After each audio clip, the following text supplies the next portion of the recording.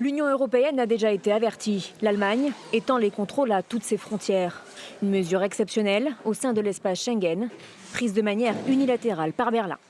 Cette mesure vise à limiter davantage l'immigration irrégulière et à se protéger contre les graves dangers que représentent la terreur islamiste et la grande criminalité. L'Allemagne est limitrophe de 9 pays. Aujourd'hui, des contrôles sont déjà en place sur plusieurs frontières, avec la Pologne, la République tchèque, l'Autriche et la Suisse. Ils vont donc s'étendre sur les frontières françaises, luxembourgeoises, néerlandaises, belges et danoises. Des contrôles qui commenceront le 16 septembre prochain, pour une période, pour l'instant, de 6 mois. Berlin veut aussi faciliter l'expulsion de réfugiés ayant fait l'objet d'une condamnation pénale. Fin août déjà, 28 Afghans condamnés pour crimes ont été renvoyés chez eux. Notre paquet sécurité prévoit entre autres l'expulsion conséquente des délinquants violents. Il prévoit l'interdiction des couteaux, l'extension des zones d'interdiction des armes, la reconnaissance faciale des délinquants, l'utilisation du taser par la police fédérale et l'autorisation des contrôles de police sans soupçon raisonnable. Le débat outre-Rhin sur la politique migratoire était déjà houleux, mais 2 récents événements ont accéléré ces mesures d'urgence. Il y a d'abord le triple meurtre au couteau à Solingen. C'était le 23 août dernier. L'auteur présumé, un Syrien de 26 ans, aurait dû être expulsé. La chancellerie avait par la suite annoncé la suppression des aides pour les demandeurs d'asile entrés dans un autre pays de l'UE avant de venir en Allemagne. Et puis, il y a eu début septembre cette force poussée du parti d'extrême droite aux élections régionales dans une partie de l'Allemagne de l'Est. Olaf Scholz a donc fait le choix de revoir sa politique d'asile et migratoire, une décision qui devrait tendre ses relations avec ses voisins, qui, à coup sûr, ne veulent pas récupérer les exilés refoulés par l'Allemagne.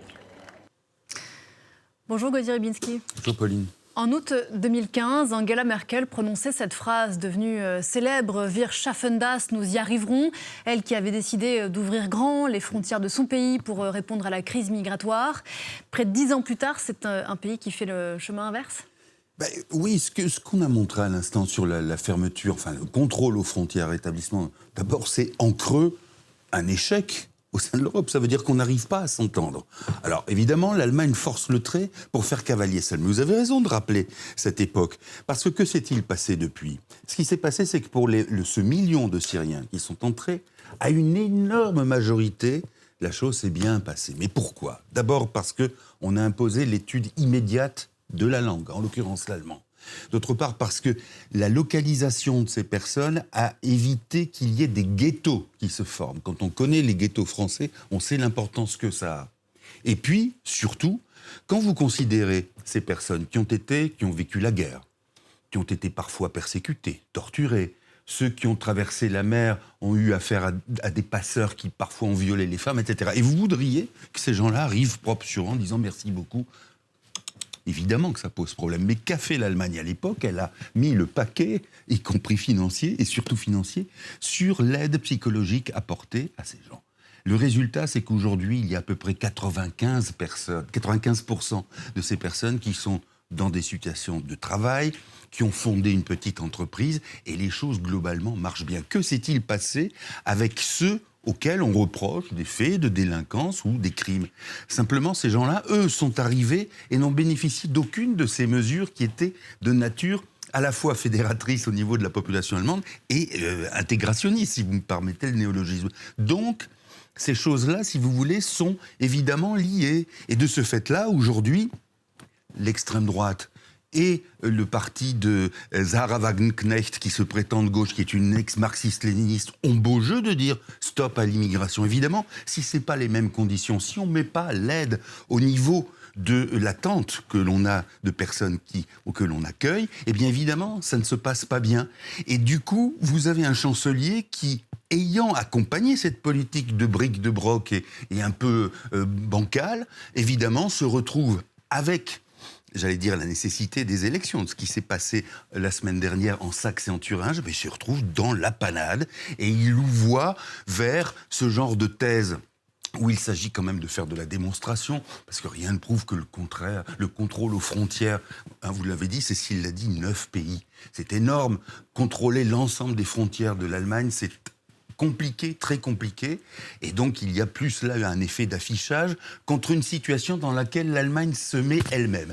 Donc voilà le contexte dans lequel Scholz se met lui-même en quelque sorte. Sachant que ça ne peut être que provisoire parce qu'il y a bien sûr l'espace Schengen en Europe. Un chancelier, vous dites, dans la panade, Gauthier, qui louvoie sur d'autres sujets et la guerre en Ukraine en est un autre. Évidemment, parce que si vous voulez, le populisme d'extrême droite de l'AfD, comme celui de ce parti de gauche dont je viens de parler, qui est aussi un populisme, dit au fond cette guerre avec finalement contre la Russie.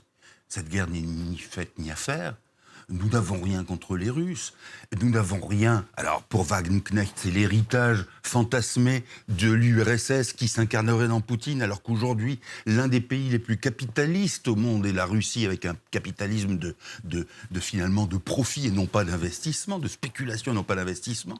Et puis, de l'autre côté, vous avez finalement cette alliance avec ce qu'est l'autorité, ce que sont les dictateurs.